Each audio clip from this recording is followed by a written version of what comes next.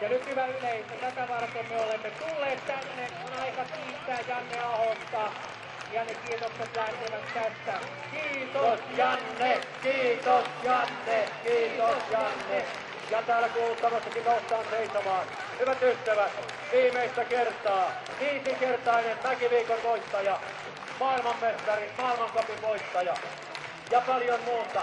Ja hyvät ystävät, lähettäjänä tässä ypyssä lippua heilauttaa Maarit Ahonen, Jannen äiti, on kiimennyt tuonne voitonsa viereen Suomille ja näin lähtee Janne Ahonen viimeiseen hyppyynsä.